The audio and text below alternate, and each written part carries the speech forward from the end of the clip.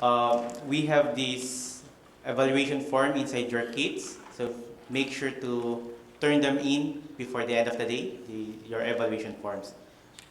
Okay, so this session is on migration and labor mobility. Chairing this session is Mr. Sunil Kumar, Dr. Sunil Kumar, Senior Lecturer from the USP.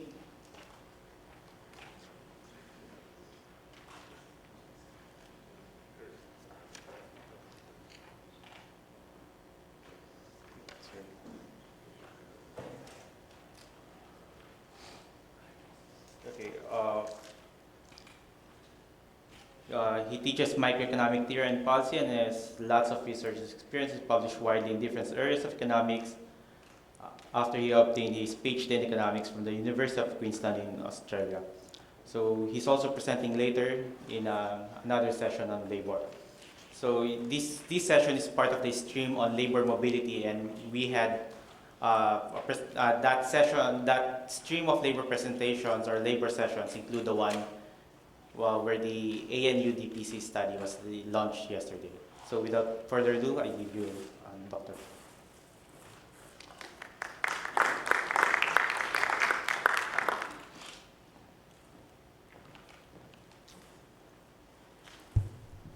Thank you, Prince. Good morning, ladies and gentlemen.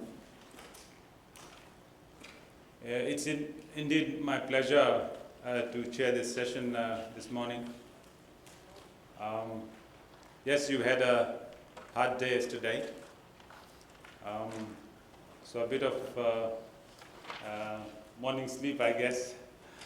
But never mind, we will, our auditorium will fill up very soon. Our session this morning is an interesting one. It is on labor mobility and migration. As you know, migration is a major issue for the Pacific Island countries. So it's a major concern for all the governments in the region. And I'm sure that today's presentation is going to cast light on some of these problems, and we are surely going to come out with some good applicable conclusions. So as I've said, my pleasant task this morning is to introduce to you the speakers. And the first on my list of speakers is Mr. Gerson. Mr. Gerson is a former ambassador to Fiji for the Federated States of Micronesia.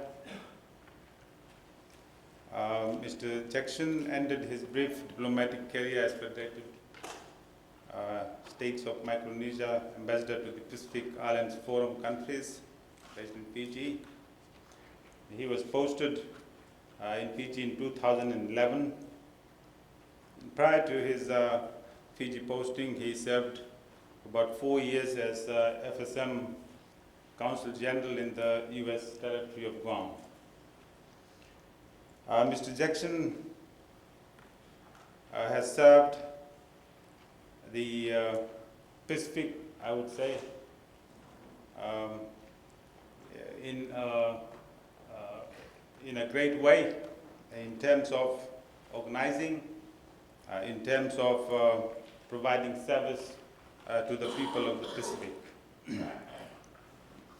He has been instrumental in the formation of Pacific Island Development Forum, a organization that came into being recently. Mr. Gerson now heads a consultancy firm, and I'm sure as a consultant he will be serving the region as he has done in the past. Mr. Gerson, thank you.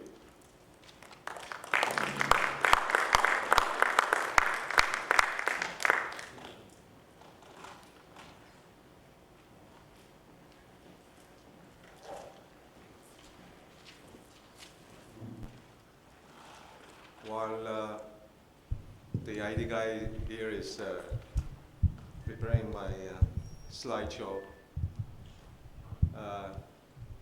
let me say Nisa Pula Pinaka to everyone, and have a day from my colleague here to and good morning everyone.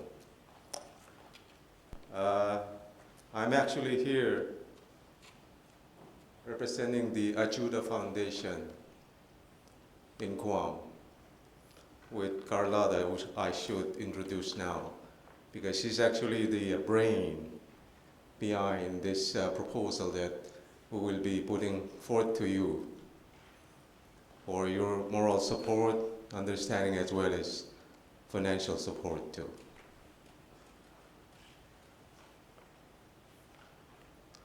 So that is the theme, the topic of our presentation. I will show the slide and then she will do all the talking. Okay, that's the deal, eh? But that should explain in itself what we're trying to do. As touched on by some of the presentations yesterday, it is a major program. The vision that Kailola kind of conceived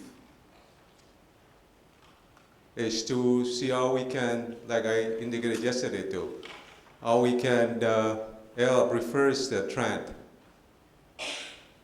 of people migrating out of the FSM into Guam, Hawaii, and even the continental US.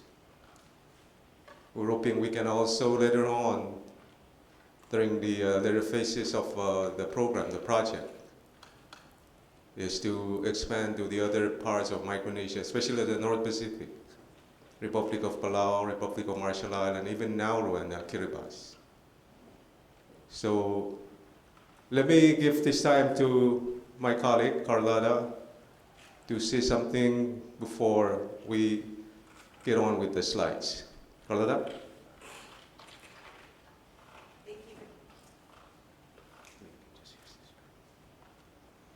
Thank you very much, Mr. Ambassador. It's an honor to be here. I am the Executive Director of the Ajuda Foundation. We are a nonprofit organization that serves the member countries of APIL, the Association of Pacific Island Legislatures. There are 12 governments in APIL. And for the past 21 years, the Ajuda Foundation has been dealing with the humanitarian response to natural disasters throughout the region. So this slide right here shows one of our most recent responses, and that was delivering water to Yap in the aftermath of Typhoon Maysak. And that water was to get out further from the container all the way out to the outer islands of Ulithi. So the dynamic that Gerson and I are talking about, the shift that the Ajuda Foundation wants to make is to go from delivering bottled water and cans of food. We have to make the fundamental shift and work on improving water systems and food security in those islands. I think we will always have a response, a quick response, to come in fast with water if that's needed, but that cannot be our only response. We have to do something that's for the long run.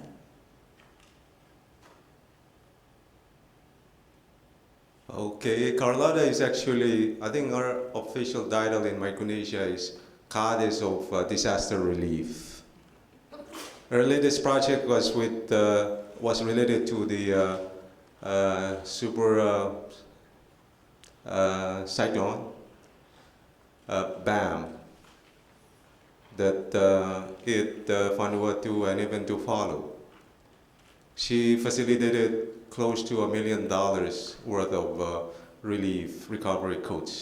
So she's all around Pacific. So Let's, if we can, give her a round of applause so she can continue to do this with the shift. Thank you. The shift, as she alluded to, I think it's based on this, I don't know whether it's a Jamoro or a Goshain or a Chinese, but it has to be from a fisherman from the islands. And this has to do with not providing, giving fish to somebody, but help him learn how to fish. And he will be able to take care of himself for the rest of his life. So that's the principle that our proposal is based on. This is a quick 101 geography course on Micronesia. As some of you may know, the Federated States of Micronesia, it's a federation, but it's not Federation of Micronesia. Federated States of Micronesia, there are over 600 islands spread over area of water of near, over 1 million square miles, with a landmass of less than 300. Population is a little bit over 100,000. That's based on the last time I looked at Dr. Levin's. We will be talking later to help qualify some of what we will be presenting here. So that's where Federated States of Micronesia is in the Pacific.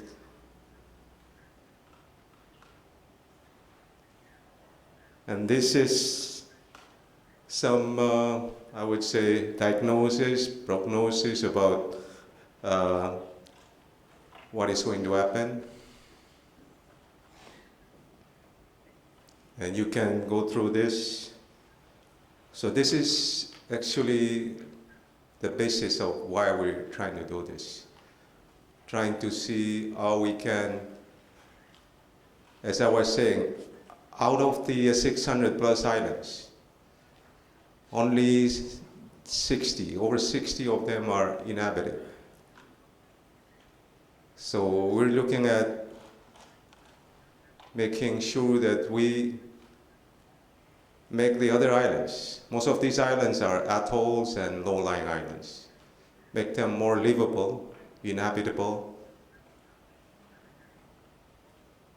So this is some narrative on why the FSM, as well as the other two FAS states, should seriously look into something that we are putting forth to you now.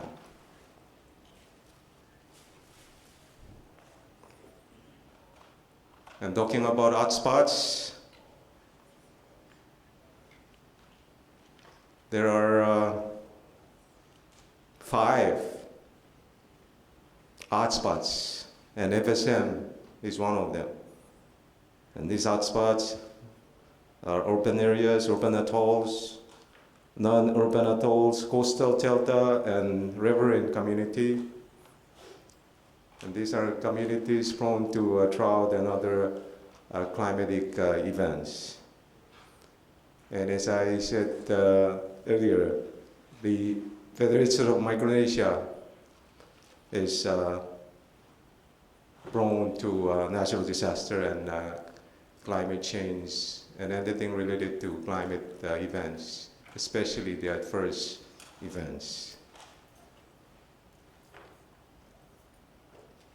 You're looking at a slide showing devastation caused by inundation of salt water into taro patches. And this is in the state of Chuuk, one of the outer islands.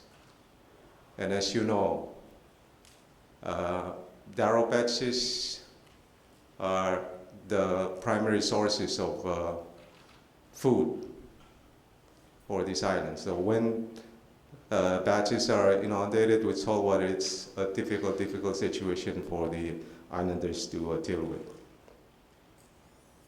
And this is the aftermath of the inundation. It takes a whole village to dig a ditch to drain out the salt water.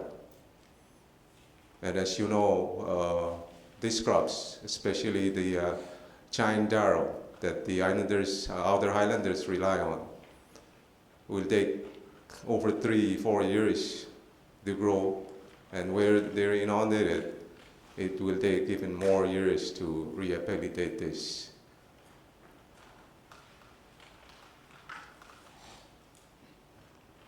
This is a slide taken from super typhoon.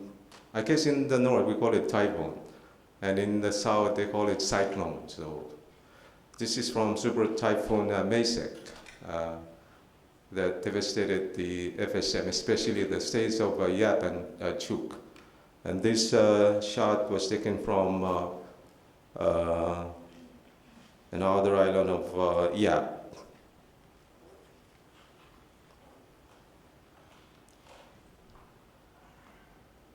So this is part of the project and program that we're trying to do, as you know, on these atolls and low-lying islands.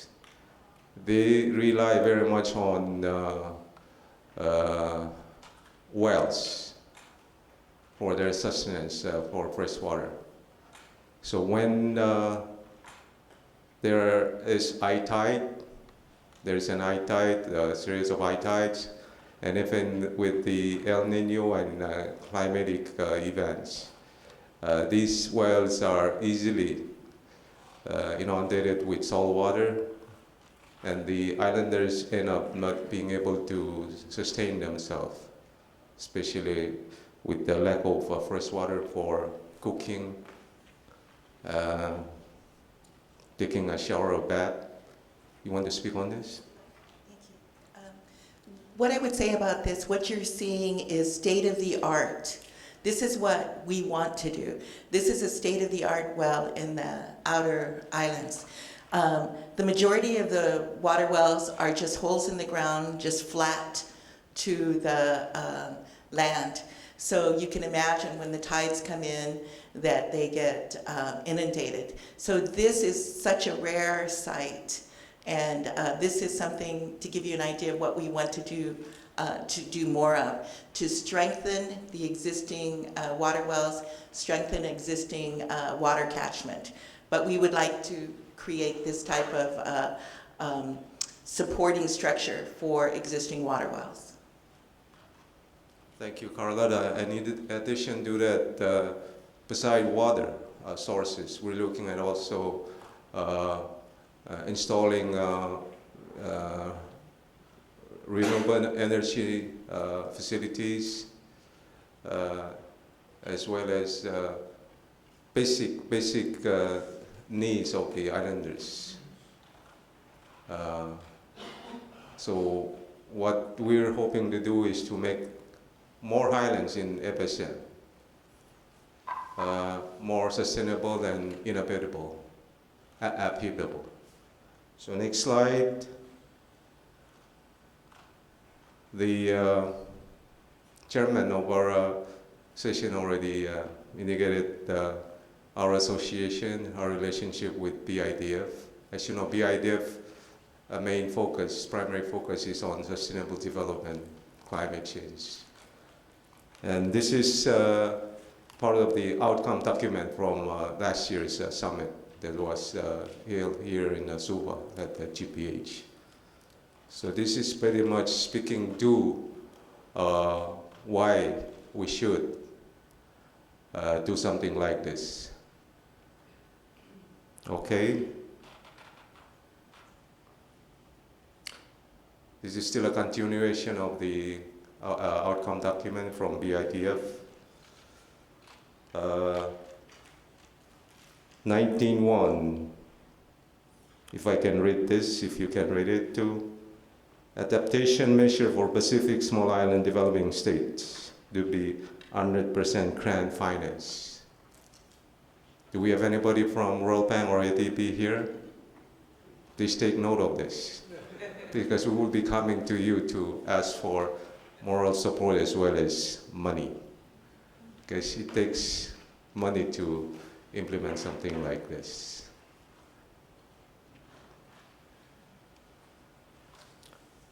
You're looking at part of the FSM climate change policy that was put in place by former President Mori in 2009. The vision and calls for adaptation. And this is also speaking directly to why we should implement, why we should do something like this in the FSM.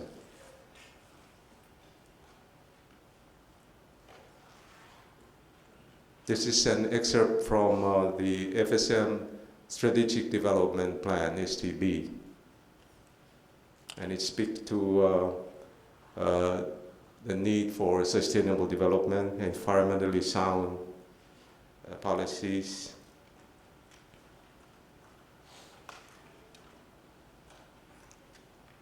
As some of you may know, the plan was put in place to help implement the amended treaty, the Compact of Free Association Treaty with the US.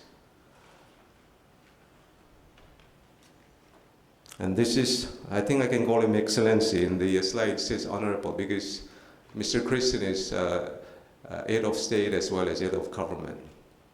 So this is His Excellency President Christian, the new and current President of the Federated States of Micronesia, speaking to some of his constituents on the new plan, Infrastructure Development Plan, IDB, commenting on how we should have some narrative, some policy direction, especially on climate change, adaptation and mitigation.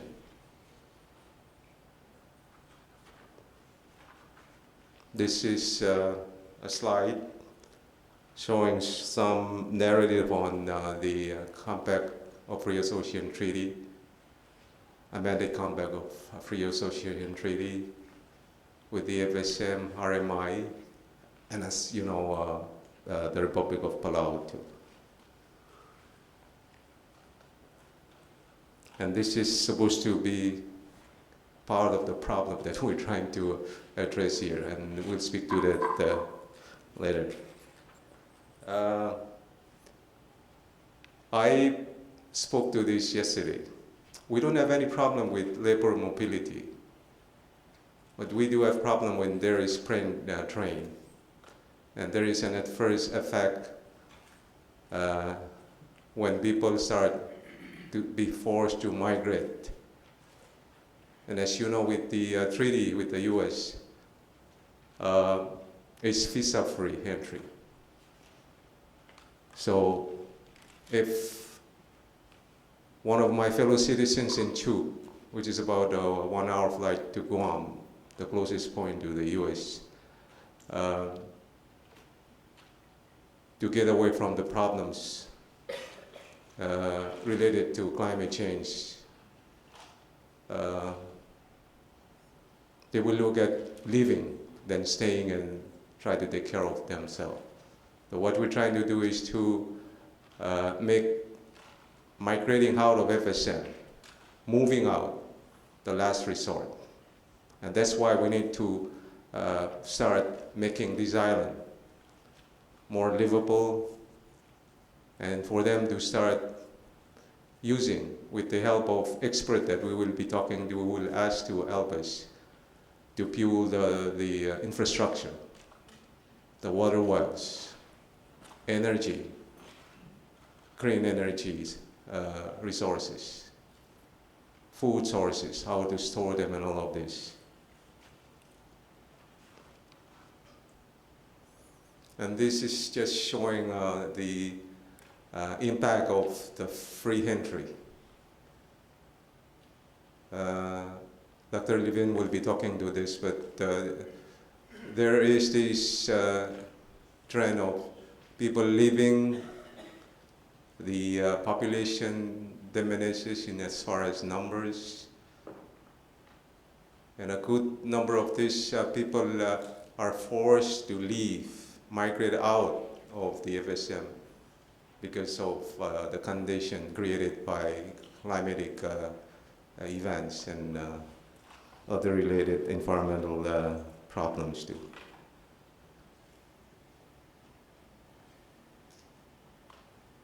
I spoke to this earlier, but you can take note of this, that this is part of the root of the problems that we're trying to address in our program.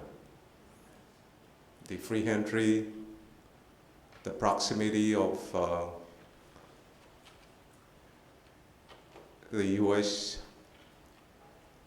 Guam as a territory of the U.S. to the closest state out of the four states, the state of Chuk. And this is where we would like to thank all of these donors and to ask them and to beg them to continue to help us. And to ask others who have not stepped up to help.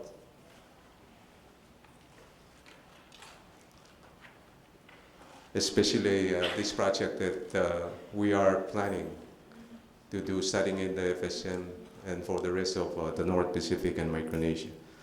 And I'd like to thank once again, from the bottom of our heart, the past assistances, current assistance, and to beg for some more assistance from these donors and to solicit additional help from new donors too.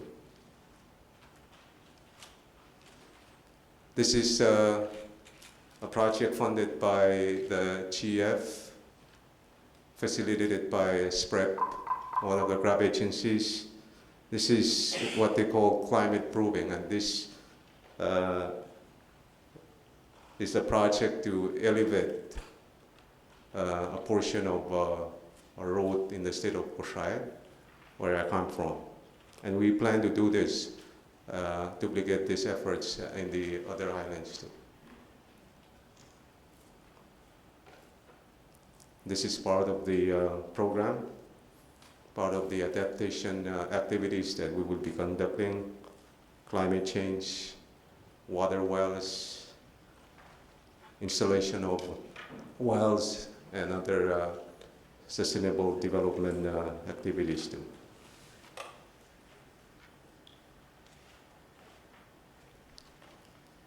Can you see what this is?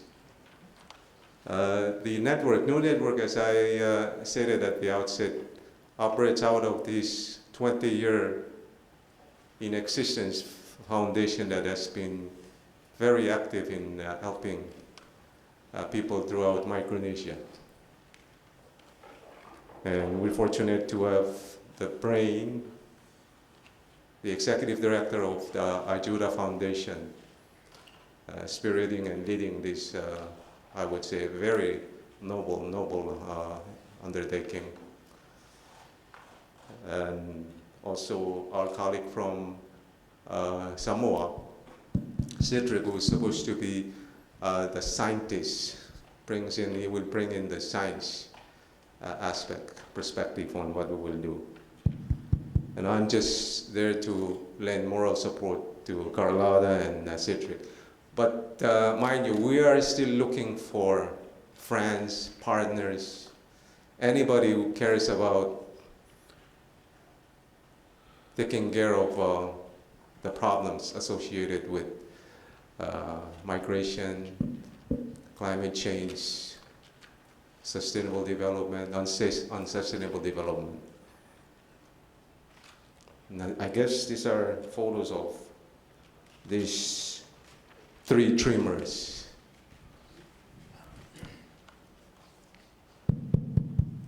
We're getting to the last 2 slides. Let me read this. And these are coming from these children from one of the islands.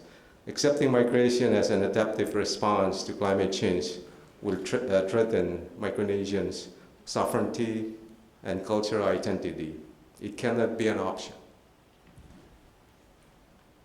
I don't think you can overemphasize the importance of this statement here. And this is Sius Mase. Thank you, Kulo from, and you have any Samoans here? Chai? Thank you very much. And Finaka Fakelebo.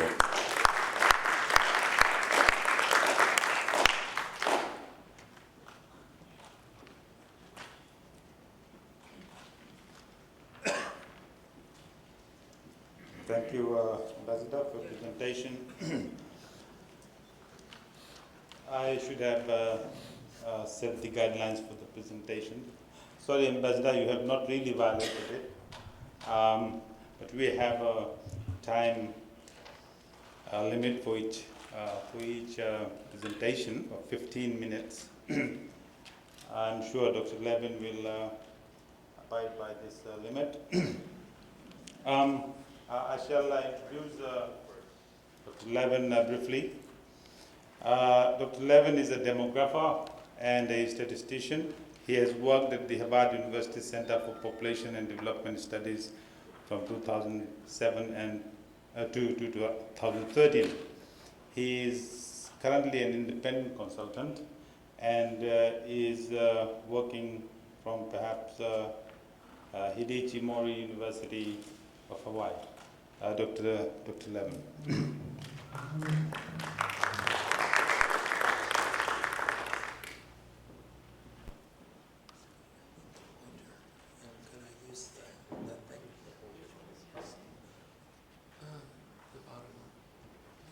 No, the bottom one. Not the bottom one. No, this one.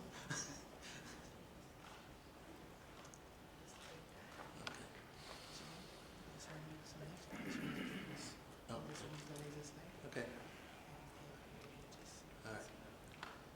All right. Can you hear me? Yes. Okay. I'm going to talk about. So it's kind of the opposite of what you just heard. And for this one, there's an assumption that people are going to leave and whether they remit.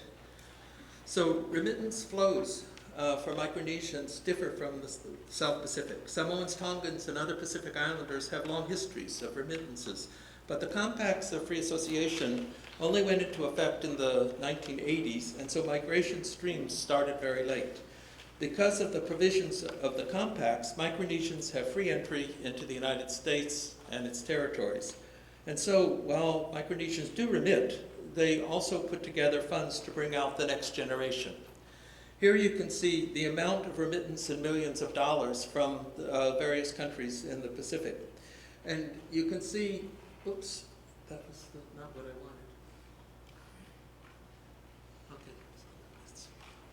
Okay, so Micronesia, Palau, and Marshalls are the three freely associated states. You can see the numbers are quite small compared to some of the others, although larger than some of the others as well. Now, this one is rather strange because I absolutely don't think that the Marshall Islands gets 14% of its GDP from remittances. I'm not sure where these numbers came from. The FSM also seems rather high. And this slide shows where the remittances were coming from in 2015. And you can see that the numbers are reasonably small, given the size of the populations. There's 22 million, and almost all of them, of course, come from U.S. territories and the U.S. mainland itself. Now I'm going to use several sources to describe the issues that are involved in the Micronesian migration. The 2010 FSM census did not collect information on income. This is the first census that didn't collect information on income since 1973. For some reason, the experts decided that FSM didn't need to have income data in its census, even though it worked before. So those of you who work in this area, please be aware that if you don't have income, it's hard to get wage data for industries or occupations or birthplaces or ethnicities per hour and so forth. You need to have income. But we do have remittances. Okay, and this is the remittances received by state. There are 4 states, as the previous speaker said. Yachu, Pohnpei, and Kosrae, and you can see that the top is those people who received $1,000 or more in remittances in the year before the census of 2010. You can also see that the absolute numbers are fairly small. As the ambassador said, Chuk is the largest, and so has the largest numbers of recipients, but the numbers in general are fairly small. This shows the percent that receive remittances by age, and as you would expect, the older the people, the more likely they are to have remittances. Please remember again that the number of people receiving remittances is fairly small. And this is the annual amount of remittances by age. Now, so you can see that at the top, it's about $1,000 US. So that's quite a bit of money in one sense, unless you're trying to use the money to buy expensive goods in the store and that kind of thing, paying for your electricity and so forth. So the numbers are not huge. This is the percent of individual receiving remittances by wealth. I took the census, the 2010 census, and developed a wealth index based on assets, household assets. And here you can see that it isn't that different. The lowest and the highest actually have less remittances than the middle groups. But here you can see something more interesting, which is that the richer the households within FSM, the more likely they are to get remittances directly from the mainland. And the ones that have the least wealth are most likely to get it from Guam, which is the closest, and which are mostly Chukis, because it's quite close to Chuk. And there was a period of time after the implementation of the compact when Chukis virtually commuted. There were special flights that went on Fridays to Chuk and came back on Sundays, and so people would every few weeks would go, and they didn't need to remit. They could take the money with them. But this shows also that Hawaii has always been somewhat in the middle. The importance here is that the migration is more and more to the U.S. mainland. Starting in 1992, the Department of Interior hired me to do periodic surveys of Micronesian migrants. The first one was in 1992, which was Guam, CNMI, and then in 97 we added Hawaii, and in 2003 we had those three. And in 2012, Fran Hiesel obtained funds from the FSM government to do those three plus the U.S. mainland. Here you can see, well, again, as yesterday, the yellow doesn't show up very well. But the yellow is the U.S. mainland, and about half of the Micronesian migrants are now living on the U.S. mainland. You can see that Guam is still second, and Hawaii third, and then fewer in the CNMI. Actually, we were surprised in the survey to find out how many still are in the CNMI. Some of that came when they had the garment industries, and the CNMI Micronesians moved there to work in the garments, and some of them stayed. This is the pyramid, and you can see it's a typical pyramid of migrants, kind of middle-term migrants, because you still see the workers there, the big bulge, and then they're bringing their wives and children, and those children are appearing at the bottom, and the middle group is not yet well represented. If you look at Guam alone, you find that the migration has been so long that it has a more normal-looking pyramid. Now, there's new data that just came out just before I came here to present this talk, and these data are for Hawaii only, but they're U.S. Census data, and they come from what's called the American Community Survey for Hawaii, and it combines data from 2010 to 2014. That's the only way they could get enough numbers to actually release the data. About 1/120th of the whole U.S. is surveyed every month. So over 10 years, you get all of the units in theory. And Micronesians are more likely to respond than others because this is an event, and some fear deportation if they don't answer, and so they respond. And because they respond in higher numbers than the general population, because the Census Bureau uses imputation when things are unknown, they are more likely to be included, and therefore upping the numbers. So what I'm about to show you are Marshallese alone and with others, meaning that Marshallese Chamorro or Marshallese Hawaiian or something, and then Palauans, and there aren't enough Palauans to show separately, so they are together, and then Micronesians, which is both FSM and other people who say I'm Micronesian. Here you can see that by birthplace, if you look at the Marshallese alone, the great majority are not U.S. citizens. And this is true for both Marshallese and others. The Palauans and Micronesians, about half, are already U.S. citizens, meaning that they could very well be the children of a Micronesian married to an American, or they could just be born in the U.S. And Micronesians would come and they have a child born in the U.S., and so that child is automatically a U.S. citizen. The percent high school graduates, you can see that only about 3/4 of Marshallese adults are high school graduates, more Micronesians, and Palau at 97%, almost all Palauans who are over 25 are high school graduates. This is the one which is quite telling, because you can see that about 10% of the Micronesians are college graduates, have a bachelor's degree or more. Only 1% of Marshallese alone, and 2% of Marshallese and others are. This is a problem for Marshallese, because with lack of education, the jobs are harder to get and are more likely to not pay very well. And of course, you see 17% of Palauans have bachelors, which of course bodes well for them. This shows you one of the reasons why the Marshallese are having so much trouble. They're only 1% of the Marshallese speak English at home, and about 1/3 of the Palauans and the Micronesian and others, and about 1/5 of the others. Okay, labor force participation, you can see that it's reasonable. It's low for Marshallese, especially Marshallese women. I have 5 minutes, I'm going to go through this much more quickly. So unemployed is a big problem for Marshallese. Marshallese women, more than 1/3 of them who want to work, cannot work.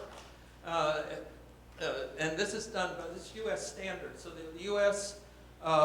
Has particular ways it measures unemployment. You must be looking for work. So these people are actually looking for work. It's not that they're just home attending children and not interested in working. They want to work, but they are not able to get work.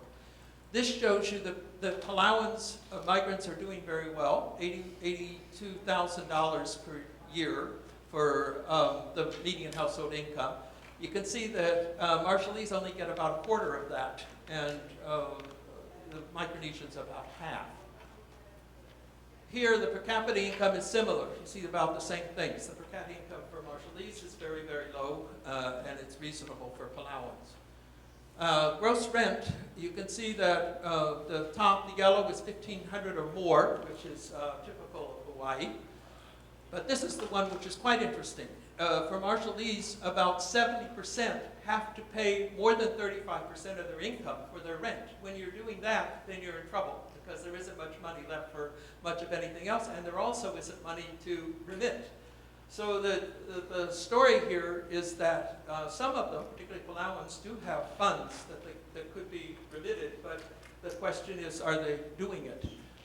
We have some evidence that there is, as I showed in the earlier slides, but not a lot. This slide shows you the difference between those living in FSM and those living on Guam in 2010. So the same census was taken in both places, and in all cases you can see that there's a big pull factor for Guam over FSM. You have much better living standards if you happen to move. Okay, how low are remittances? The data show that while migrant incomes are low, they're large enough that individuals and households could remit more than they do. But while some do remit, many hold their funds instead to bring the next generation out. And this is because Micronesian migrants, they get established in Hawaii or the U.S. mainland, and they begin to get housing units and cars and appliances, and they also, rather than send money back, they hold it to bring out their relatives into the next generation. Also, Micronesia has had almost no economic development, as was pointed out yesterday for the Marshalls. The FSM has particular factors that most migration streams don't have. Although it's not discussed here, the FSM citizens can join the U.S. military, become U.S. citizens that way, and many of them do. Also, as already noted earlier, under the Compact of Free Association, Micronesians can move into the U.S. and its territories without visas. And this is obviously a major pull factor.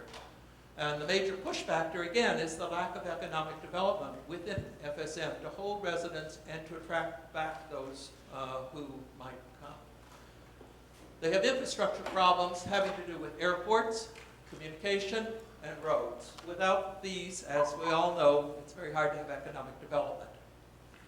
Same thing for transportation. If you have to maintain ports in each of the states, you have problems. The field trip ships are becoming, they got a series of Chinese ships, none of which are currently working, replacing the Japanese ships which were working for 30 years. So they have a couple of ships that given by the Japanese government which go back and forth.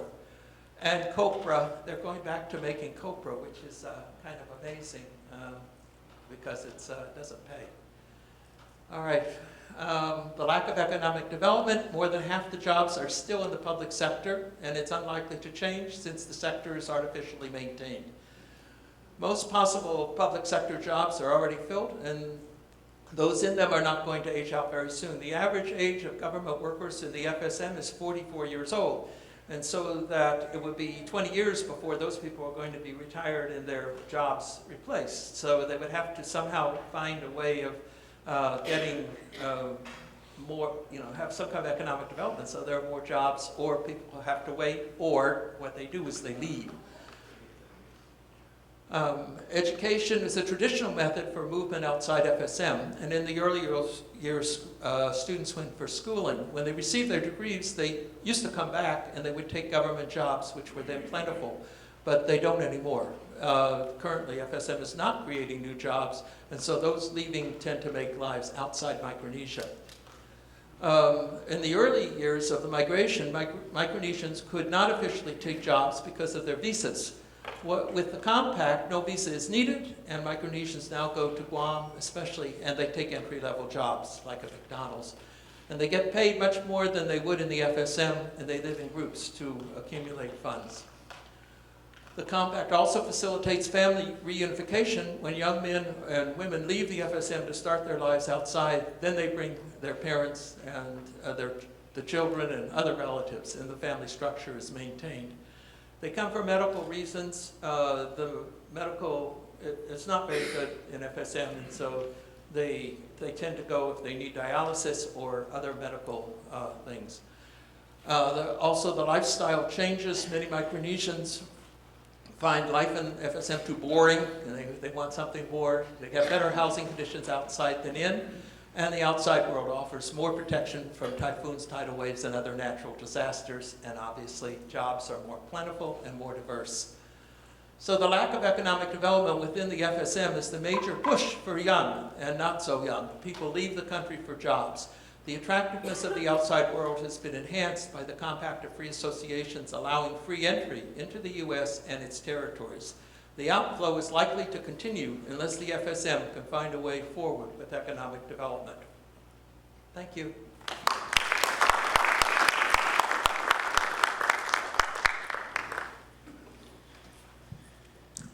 Thank you.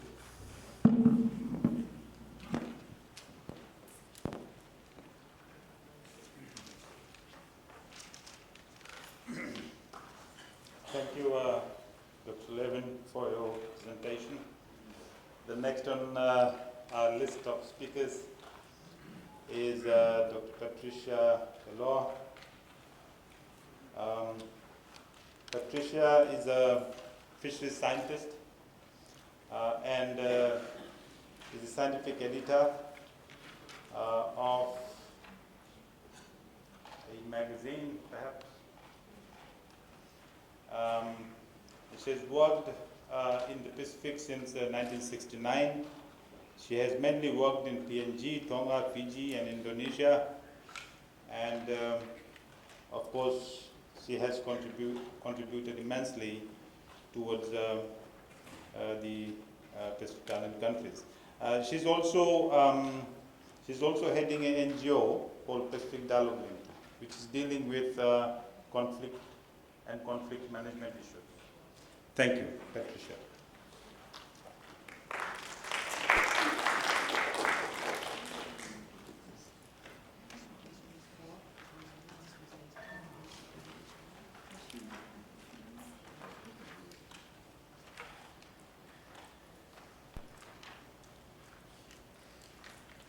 Good morning.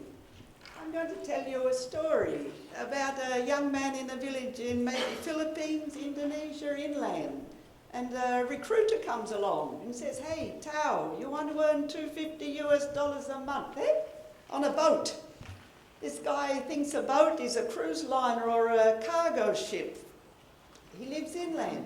He says, wow, that's his income for the whole year. The village helps him. They all put the money in. They know this guy's going to come back with mega bucks. Right? So the company assists his travel down to Hong Kong, Singapore to get on the boat. Wow, you know, the big world. And then he goes to the boat. It's a fishing boat. It looks pretty scungy too, but never mind. $250 a month, can't go wrong. He's going to put up with it. Signs a 2-year contract. Trouble is, it's in Chinese or something, doesn't know that, but never mind, it's a contract. $250 a month. Gets on the boat, after a month, goes along and says, hey, bro, Tao, where's my money for the month? And the boss says on the captain, he says, oh, didn't we tell you, you owe us money. We had to pay for your travel. So it goes on, you have to pay us back the money we spent to get you on the boat. And so it goes on, and month after month, and he gets a bit bashed around the ears. He works 18 hours a day. The food is fish guts and rice, day in, day out, day in, day out. He gets transshipped across different vessels on the high seas. What do we call this? We call it human trafficking. After 2 years, maybe, he's lucky to go home because the company said they would send the money back to his home. So he goes home, no God. No money. That's human trafficking, and that's happening in the Pacific. Our approach is one of prevention rather than protection. It's much cheaper to try and stop people being trapped than to look after 1 or 2 victims. We're sorry for them, but we try to stop their being victims. So this is the presentation. I'm going to try and burl through it as fast as I can. So what is human trafficking? Human trafficking is the movement of people by trickery or force for the purpose of exploiting them. Now you can exploit people in their own home or in your own village by, like sexual exploitation, labour exploitation, but that's not trafficking. It has to be movement.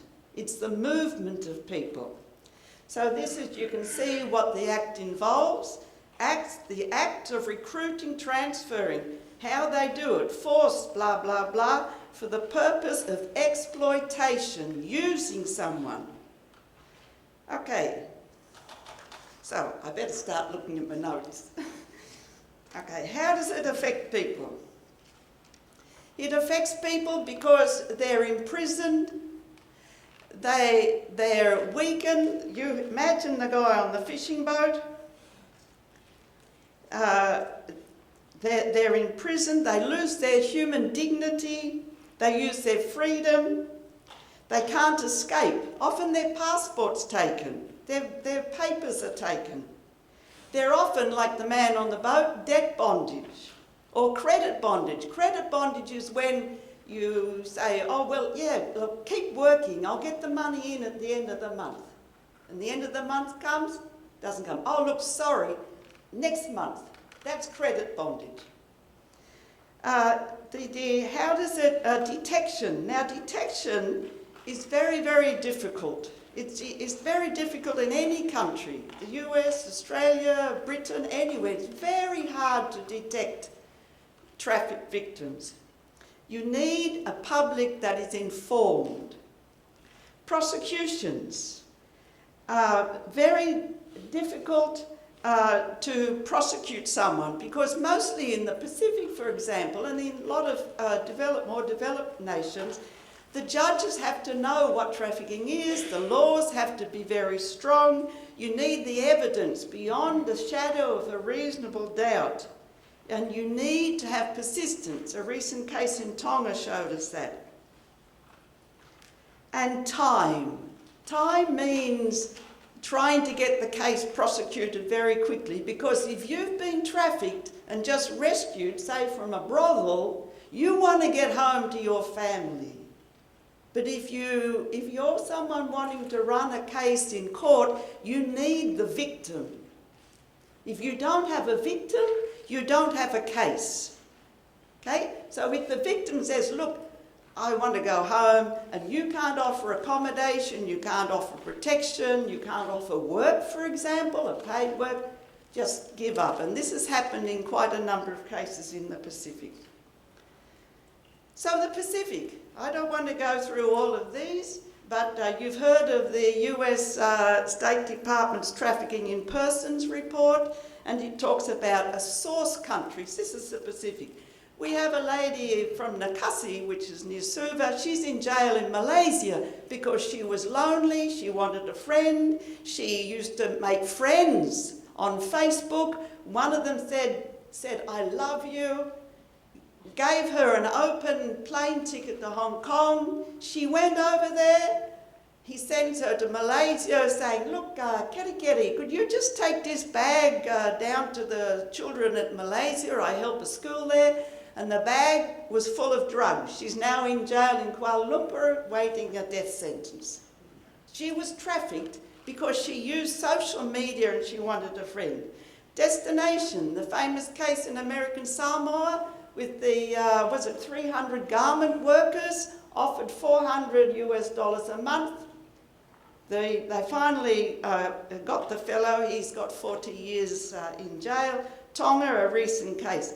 Transit, the fishing boats is transit, but also our Asian ladies, you see the Asian ladies, they're all prostitutes, but probably half of them are forced prostitutes, because they say, no, I'm not going to sleep with those people. And the minder says, look, lady, if you don't sleep with those people, I'll go and get your young sister, or I know where your parents live. That's trafficking. Okay? We know that in the Pacific there's a circular route. People coming into Solo, they come to Fiji, they go to Samoa, maybe Cooks, I'm not sure, but up through FSM and Micronesia. Every 2 months they're moved on. Domestic, that's the international. Domestic. Sister Doreen's story, Solomon Islands, children being sold into logging camps for prostitution to marry someone.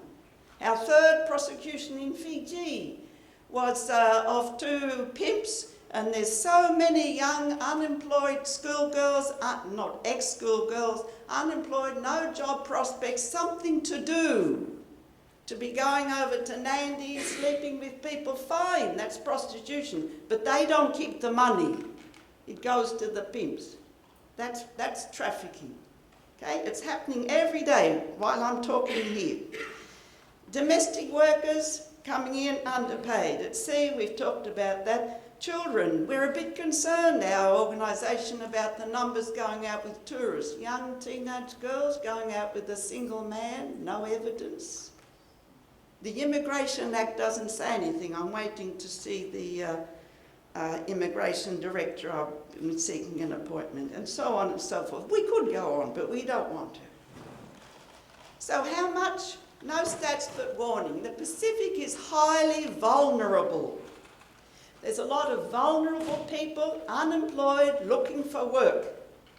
And the other thing is that, according to many people, traffickers target developing countries with poor social or economic system, high rates of poverty. What was Fiji? 40%? FSM? Very, very high. Under-resourced judiciary. Not bad judiciary, a judiciary that's trying to hold up a mountain. And government agency. Inadequate laws and tourism, where tourism is the key source of a country's revenue. You heard the talks yesterday. The Fiji government, other governments trying to increase tourism. Fiji, we are allowing in nationals of 132 nations without a visa. We don't know who's coming in, but we want the tourist dollar. And kickbacks from top and below, and in these countries, in our countries where you have an under-resourced judiciary, under-resourced government agencies, law enforcement officers, there's very, very little chance of getting caught. And also, if you are, the penalties are very lik-lik-tassor. Okay?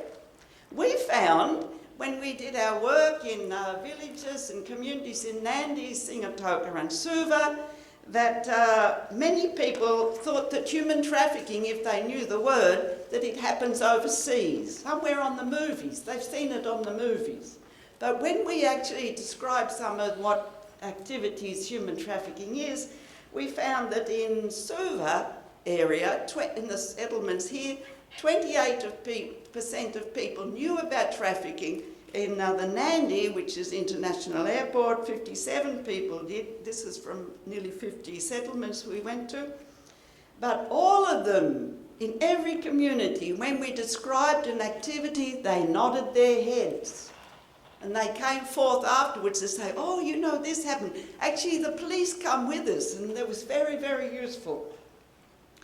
So, moving on. That's all the horror story. The Pacific Islands Forum Secretariat and the members have tried, and sorry, that should be 1992, sorry, a Freudian slip. They have tried to identify issues in the Pacific, and everyone signs on to things. But the Honiara Declaration, excuse me, in 1992 had the vision of security in the Pacific, of law enforcement cooperation, comprehensive assistance between nations, important focus for the region to keep out criminals, to have proper extradition, to look out for money laundering, and to train people. And so various things happened. The Nason Nini Declaration, the Leaders' Vision, the Pacific Plan. And through all of those, the Pacific Plan especially, security was watered down to a nice, comfortable Pacific where we all have a job and there's goodwill and everything like this. The actual transnational crime issue, we don't want to talk about that. It's sort of a bit nasty, you know, criminals. We don't want to know about that. The model, eventually the forum came up with the model law. A model law is an example of what you should have in your laws. And I've left some, sorry, there's some handouts, you might pick them up later on here. And I've done a bit of work to see how many of our nations, Pacific Island states, have actually signed on and updated their laws. And when you have a look later, you'll see it's pretty poor. But the counter-terrorism model law was trying to have rules for trafficking, the trafficking offence, exploitation of illegal workers, you need consent, travel documents have to be valid, the protection of trafficked people, and so on. And the forum sent people around the Pacific to help them fix up their laws. But again, when you look later at the form, you'll see that very many of the laws aren't fixed up.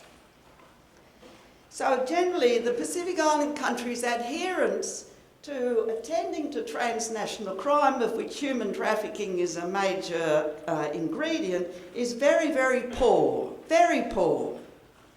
So why don't they adhere to it? So some countries don't think it's happening because, like our work in the villages, they've never heard of human trafficking, or it's only in the US. We see it on the movies. What was that recent film? I forget what it's called, Taken or something. You see that on the movies. There's also the apologies. We don't have the capacity to look after that. We're just looking after burglars and things like this and muggings. We can't be looking after everything. There's poor coordination between departments and so on, weak laws, and also a non-understanding of the laws, even by judiciary. They're just not trained. We find, our little NGO, we actually train the police. Can you imagine that? We think we're going with the police as partners. We go to Singatoka police station, the Fiji border police we train. Training meaning a 2-hour session. That's not exactly training, but at least it's a little chink into awareness raising. Why are we in this situation? We're only this big. People don't want to look at trafficking. It's nasty. You know, sex. Oh, we don't want to talk about that. So eventually, all of these things here, one writer, and some of you probably know Boyster, Neil Boyster, he declares a lot of these nice, comfortable agreements as soft laws. They're the Pacific way. Let's all get together and feel comfortable, and let's all be boom one time, and all this, everything, okay? And we'll just put it in the document. But and also soft laws are usually adhering to, they're not adhering to international pressure. Boyster's saying we need hard laws. Hard laws we actually can do in the Pacific. We do them in the Western Central Pacific Fisheries Commission. We've done them in the parties to the Nauru Agreement.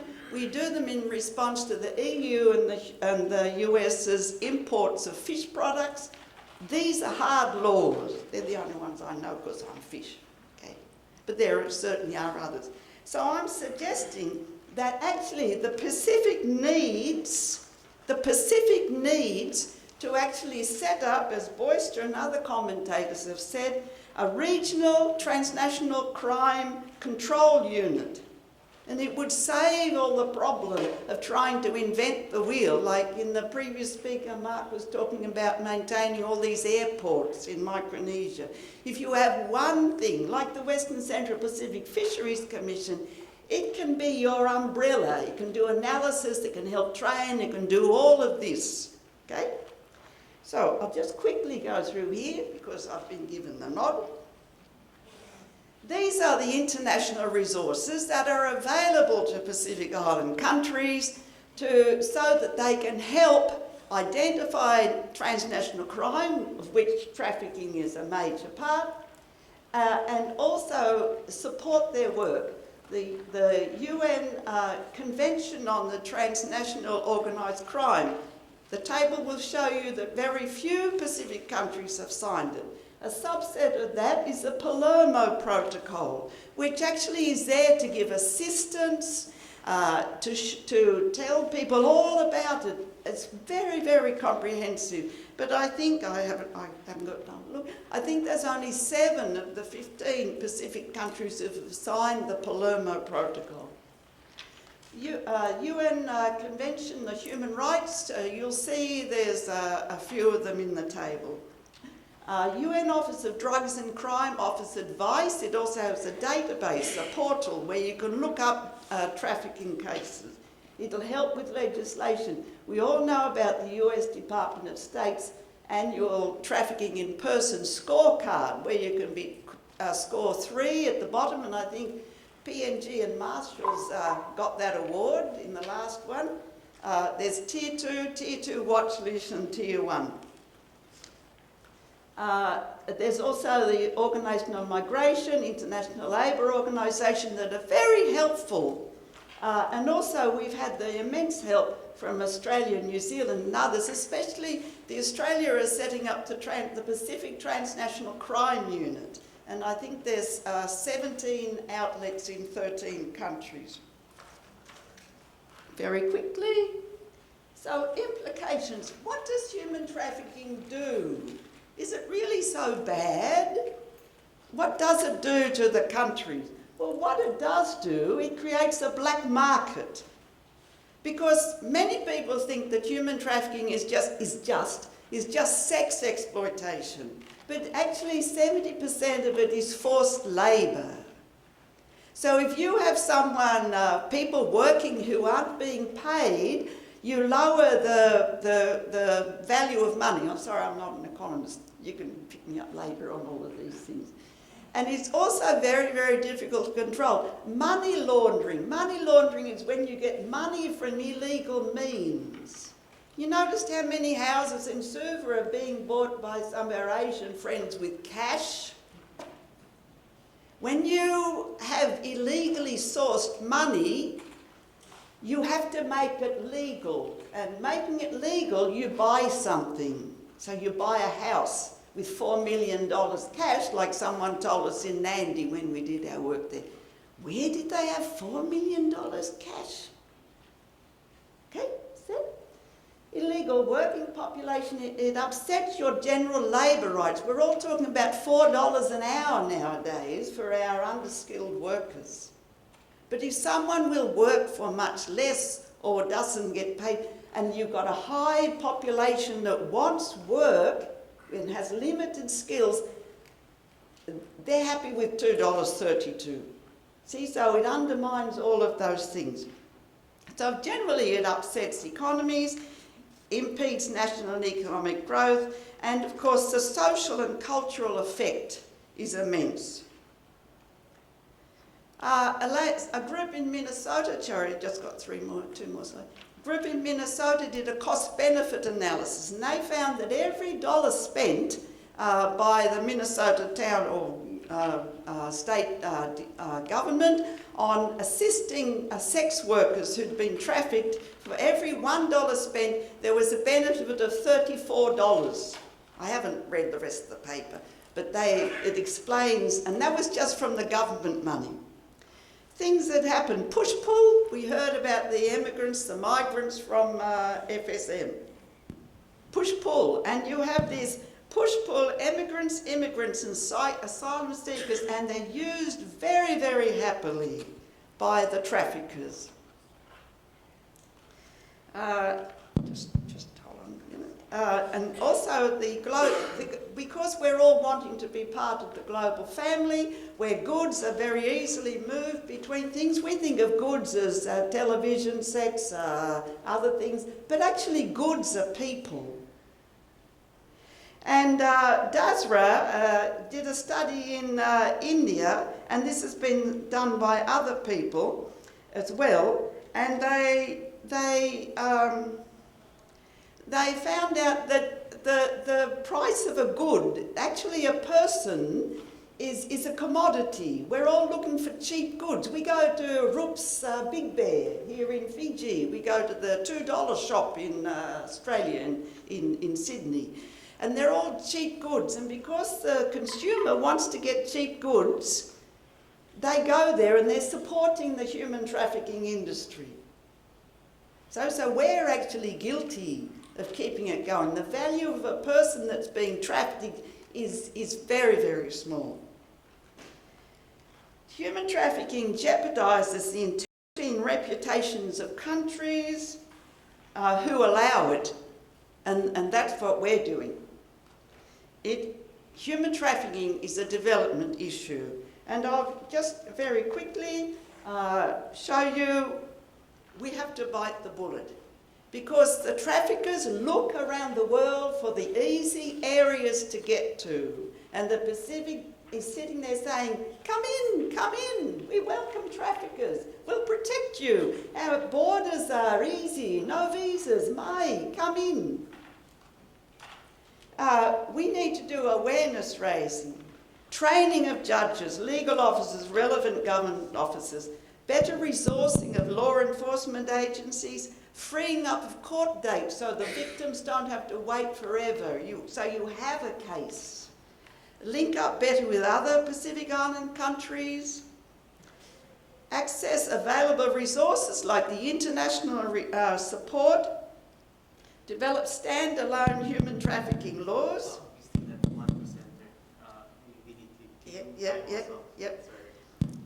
Turn soft laws into hard laws. Give more attention to giving local jobs and so on. and more attention to national and regional markets and migrant workers. And that's all I need to say, except that we need money to keep going, like our FSM friends. And later on, we'll have some cards out on display, $2 each, and it'll help us do our awareness raising in the settlements. Pinaka Baba Levin.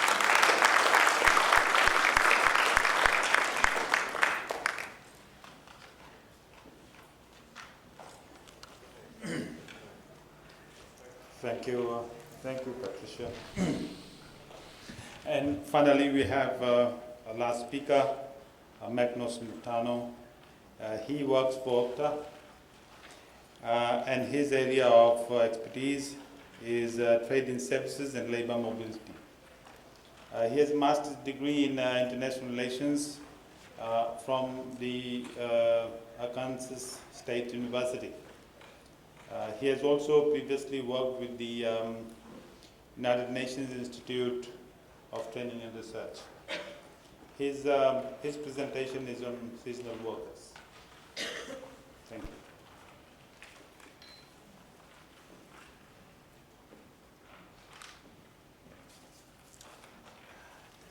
Just a moment. Our tea is at 10:10 or 10:15. So we have a bit of time.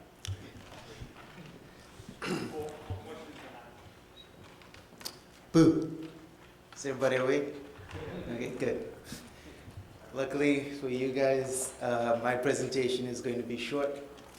You know, I don't believe in causing death by PowerPoint, so I kept my presentations to just 8. You know, just to make sure that what I have to say sinks in with people. So, I work for the Office of the Chief Trade Advisor. We are based in Vanuatu. We are currently assisting Pacific Island countries in the negotiations in the PESA Plus agreement with Australia and New Zealand. And one component, well, it's technically not part of PESA Plus, but one side arrangement of PESA Plus is labor mobility, unskilled labor mobility, concerning the seasonal worker program in Australia and the recognized seasonal employer program, which is in New Zealand. And these programs are designed to do 2 things. The seasonal worker program and the RSE are designed to help alleviate the problem of a lack of adequate numbers of workers to work in the agriculture industry in Australia, and the same in New Zealand as well. Because a lot of the times these 2 countries find that they simply don't have enough people to come and work, you know, picking up, doing hard work actually, picking up fruits and harvesting, that kind of thing. So these 2 programs, the seasonal worker program and the RSC, they are very important. In our discussions, in our negotiations, the PESA Plus negotiations, there are lots of components, the trade in services, trade in goods, but I found that the most important topic to these Pacific Island countries is rather labor mobility of unskilled workers. Because as you know, most of them have huge, young populations. They've got a youth bulge. And the problem is most of these countries, most Pacific countries, including Timor-Leste, which participates in the SWP and RSC, the problem is that there isn't really enough in terms of jobs being created by their governments to alleviate this problem. So the SWP and the RSC, which we're currently working on, will do a lot to alleviate this problem. And as you can see, Winston Peters, who was the former Minister for Foreign Affairs in 2006, the year before the RSC was launched, he believed that the RSC, this is what he said, the earnings they send home will support families, help pay for education and health, and sometimes provide capital for those wanting to start a small business. And Stephen Smith, who was the Minister of Foreign Affairs in 2008, the year before the SWP was launched, he said, remittances sent home will significantly help the development of their villages and communities.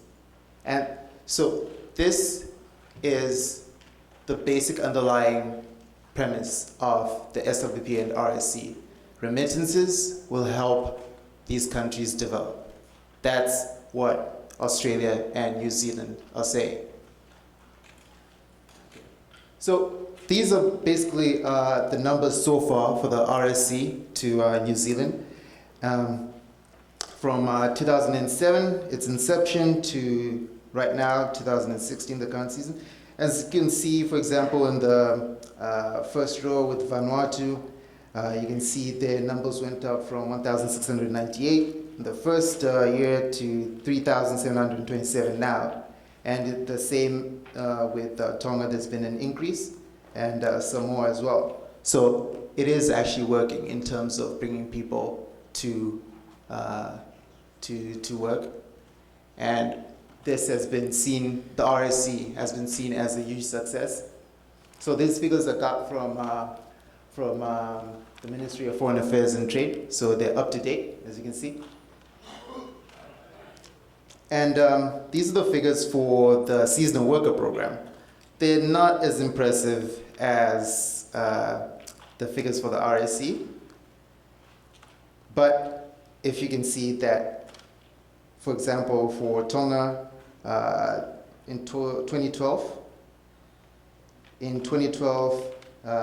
there were 1,199 workers going to work in Australia, and in the latest season, there are 1,509. So there's been an increase, but not a huge increase. And it's the same with some of the other countries as well. And one of the major reasons why, even though the SWP doesn't have a cap, meaning now it doesn't have a cap, meaning more and more workers can come, the reason why it hasn't been as successful as the RSC in New Zealand is because of a combination of factors. One being illegal labor. Some farmers are still using illegal labor, and the backpacker program, which gives backpackers in Australia an additional year added to their visa if they agree to work for 3 months on a farm somewhere in Australia. And the problem is there's less red tape involved, for example, with hiring a backpacker than there is with hiring a seasonal worker. But it's been shown that seasonal workers are generally more productive, especially those who are returning seasonal workers. So hopefully the numbers will one day be as impressive as those of New Zealand. And these figures are generally just to show you kind of how important remittances from Australia and New Zealand are to some of these countries. So here in the last column, world, where you see there's the total, the number 222, for example, for Fiji, 222 million. This was in 2016, 222 million US dollars. So the remittances Fijians send from Australia and New Zealand account for 59% of that 222 million. So this was just to give you sort of an idea of how important remittances are to these countries. And if you find any problem with these numbers, please bear in mind they are from the World Bank. So Jesse Dole over there is the person to talk to if you have a problem with those. And so these are the kind of skills listed here: basic English literacy and numeracy, basic information technology training, and first aid. These are the kind of skills that are taught right now as part of the SWP skills training. And when I first, came across this, when I realized that, skills were being taught to seasonal workers in Australia, I wondered whether these skills would be contributing to development back home. And this is a discussion we usually have with my colleagues back at Doctor, whether the skills being taught in the seasonal worker program and the RSC teaches similar sort of skills, whether these skills will allow workers to go back home and put them into use so as to help their countries fully develop. And to be quite honest, right now, there isn't enough being done, because these skills, while they're important, they are not going to help achieve sustainable economic development, which is what Australia and New Zealand have been saying that the SWP and the RSC will be doing. So that's a huge problem.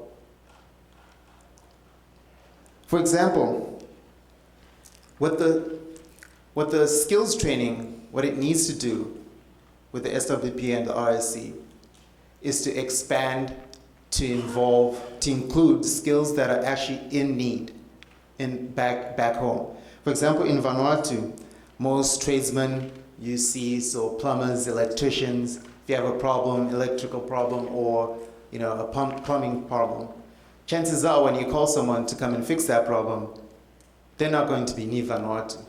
They're going to be either from Australia or New Zealand. And this is caused by an acute shortage of these skills. There simply aren't enough people in Vanuatu, Ni Vanuatu, who are qualified electricians or plumbers and other types of tradesmen. And that's a huge problem.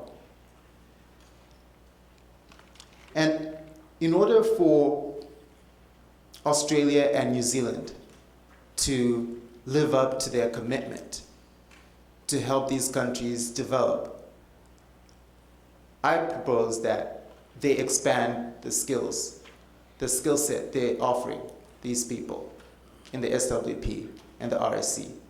There's already the foundation is already there. It just needs to be expanded in order for the countries to stop relying so much as they do right now on remittances. Because now Samoa, 20% of their GDP comes from remittances. Tonga, it's 24%. If there is, for example, a massive drought or pests are introduced into the viticulture industry of New Zealand and destroy crops for a number of years, there's going to be a subsequent drop in the demand, in the need for workers. And there's going to be a huge hit in terms of remittances being sent back home. So it's not really a good thing from an economic perspective to be so reliant on something such as remittances, because there's no guarantee that there's still going to be millions upon millions of dollars being sent home every year. So for Australia and New Zealand to foster sustainable economic development in the Pacific, there needs to be an expansion of their skills training components in terms of the RSC and the SWP. So, as promised, this is my last slide, so I kept my promise. So, the SWP and the RSC have thus far greatly benefited the participating countries, but an expansion of both schemes is needed. And expansion will help produce skilled workers with in-demand skills back home. Most importantly, the expansion of the training components will ensure that economic development in the participating countries will be less reliant on remittances from abroad. And just to give you an example of how important these remittances are, in Vanuatu we had 6 women who recently came back from Australia, working in the seasonal worker program. They'd been there since January, so they spent about 6 months there, working, I think it was in Queensland. Each of them brought back 20,000 Australian dollars, at least 20,000. And to give you an idea of how much money that is in Vanuatu, that's 2 million Vatu. And to give you an idea of how much money that is, most if not all director generals in most if not all ministries in Vanuatu are paid a fraction of that. So it just goes to show that the money they earn is quite important. But in order for Vanuatu to benefit even more, it would be helpful for these people to come back with more than just money, to come back with skills that are in shortage in Vanuatu, so that Vanuatu can benefit not just from the money, but from the skills. And eventually, well, this will take decades, but eventually they'll cease to rely so much on remittances. Thank you very much.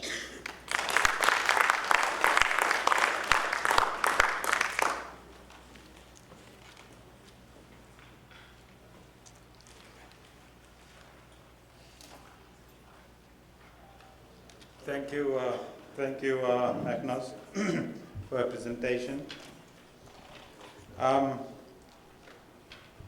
We only have about 8 or 9 minutes for questions and responses.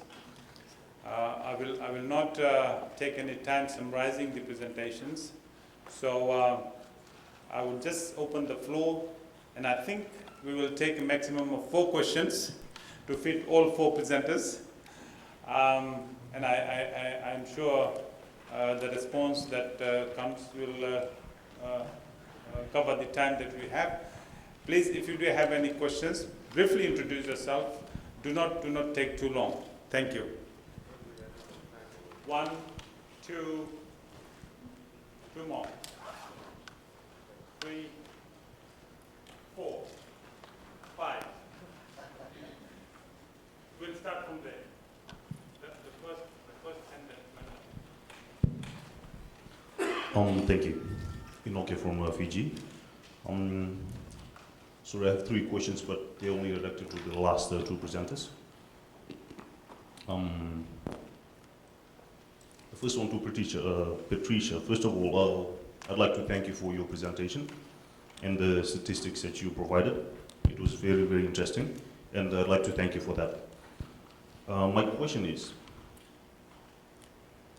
since there are organizations advocating on the human trafficking issue, which I was really interested in, and the laws, soft laws I would say, that are being drawn, and likewise for the penalties being imposed, what I'm interested to know is where is the gap? Where is the gap, and what is being done to bridge or at least narrow this gap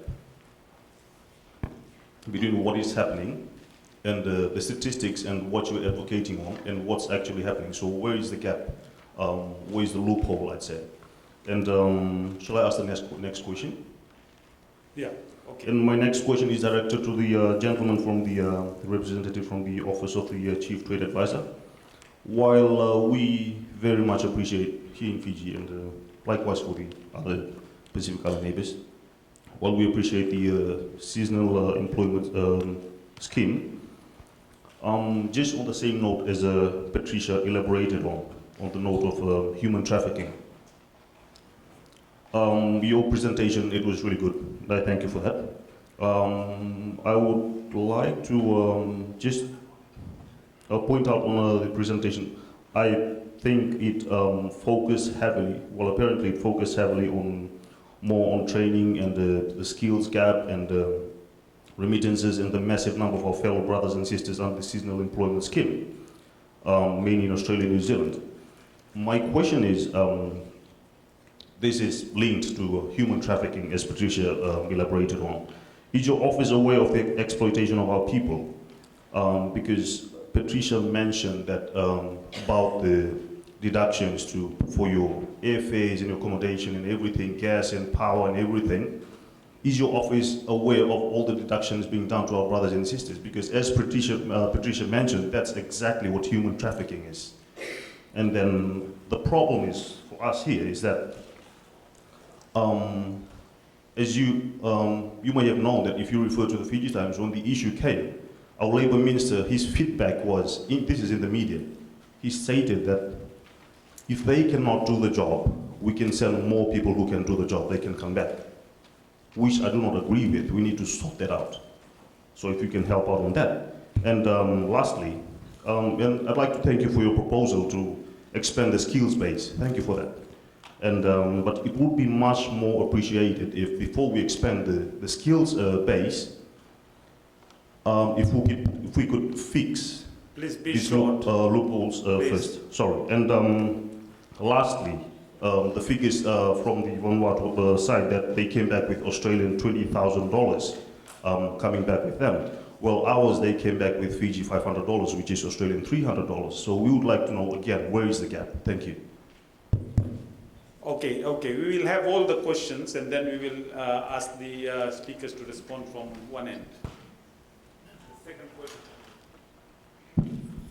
Thank you, Jonathan Pryke from the Law Institute in Sydney. My question is for the last presentation. I think it's dangerous to suggest we keep adding on conditions onto the seasonal worker programs, both in New Zealand and Australia, because they have to be cost competitive. And I mean, the value that they add to the people who are sent already, just in terms of their earning potential, is a factor so much greater than any other development program we have running in the Pacific, that I think all we should be promoting is the expansion of these programs.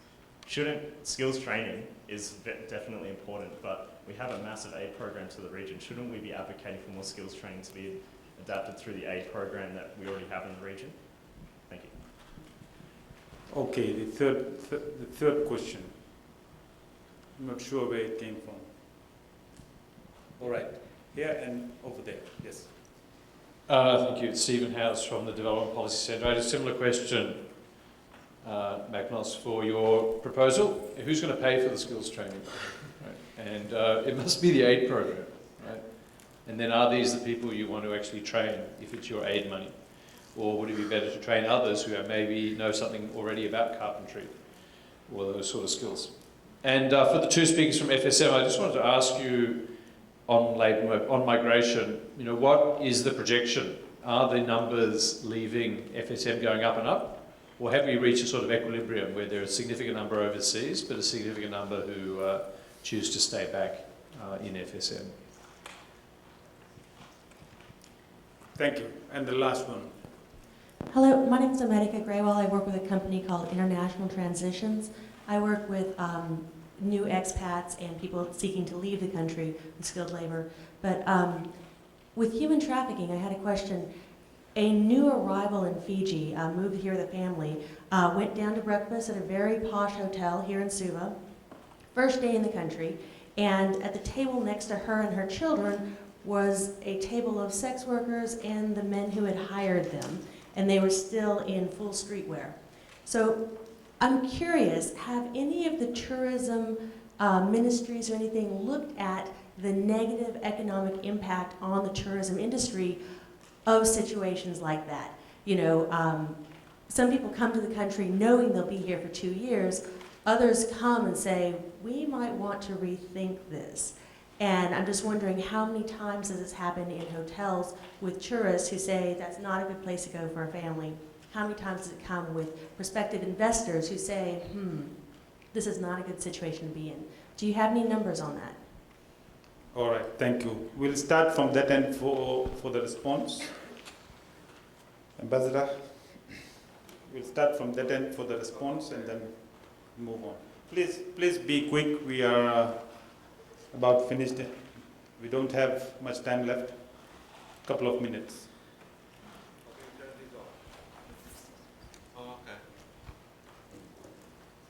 Am I on? Okay. This will be quick as some of the slides showed. It's an upward trend. We have not reached that equilibrium point yet. And also the slides also show the factors. And this will be there for years to come. So we're looking at an up trend. that will not slow down. So that's why we need to do something like what we're proposing to do. And that's why we need all of you to help us to be part of this very noble undertaking. Thank you. Thanks. Thank you. I'll just answer the two on the trafficking, the gentleman here. Nothing's been done to address the gap. That's why that's why I'm here, or we're here. Our NGO has like 1.5 salaried people, a lot of goodwill. But people don't want to know about it because the money coming in that they think. But okay, I've gone through all of that. We can talk about it later, but nothing. There's all this help out there. But the pics. But the other matter about the hotels and so on, thank you, that's quite promising. We're aware of that. We're wanting to have a thing, and we actually in our Nandi work, quite a number of hotels, not all of them, some of them didn't want to know when we offered them training because they get money from someone using a room and taking a girl to sleep there or to underpay their staff. But we are trying to ask, there are things where they can sign a code, and we're also trying to have a label like you have like in Australia, the Heart Foundation, a tick. So we can have on the things and they can put on their advertisements. We are a family friendly, we don't have trafficking at our hotel, but we're just at the thinking and wishing stage. We're needing the, yes. Thank you. Thank you, Patricia. All right. Got some tough questions here, but the gentleman from Fiji, your question, if I understood it correctly, was if the OCTA was aware of the exploitation of workers, and the second part of your question was why was there a discrepancy between the 6 women I described who came back with 20,000 and the Fijian workers who came back with just 500? Well, with the seasonal worker program and the RSC, as I mentioned before, there's a lot of red tape involved, like, a lot of rules in place to ensure that there is no exploitation. And these, we especially coordinate with Australia and New Zealand, as well as the countries, the sending countries themselves, to ensure that there's a contract that's specifically, given to the workers themselves. And these contracts are well written out and everything. And we, personally, from my point of view, haven't seen any cases of exploitation, because these farmers who sign up to these to be in the SWP or the RSC, they go through a vetting process. This is why I said, for example, some farmers opt to go for backpackers or illegal labor, because there are far fewer rules involved with those. So with the SWP and the RSC, we don't really hear of any cases of exploitation. I'm not saying that they don't occur, but if and when they do occur, they are dealt with properly. And the case you mentioned with the Fijian workers, is this the one where people weren't getting paid their full wages or something like that? Yeah, that's the case we were discussing. And as far as I know right now, the Australian government is looking into that one. That was in Australia, right? Yes. The Australian government, as far as I know, is looking into that to see where, who was responsible for exploiting those workers. But as I said before, this program is meant to ensure that there is very little, if any, exploitation occurring. And when it does occur, those involved are punished.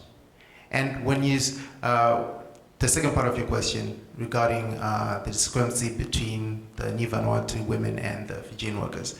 Well, the truth is, a lot of these workers, the RSC actually released a report documenting Tongans, Samoans, and I think workers from Vanuatu as well, looking at the averages they bring back. And the average you mentioned of 500, was that for all Fijian workers? It could not have been for all Fijian workers. 10 of them, yeah. So that was clearly some case of maybe they were being shortchanged by their employer. And I need to stress, I can't stress this enough, this is not the norm. Most people come back with far more than that. And I can guarantee if you, whoever is involved in shortchanging those workers is probably not going to be in the program for much longer. And thank you. I think we can continue the conversation at tea. We just have to break off. Thank you everyone for being here, and please show your appreciation to the presenters. Thank you.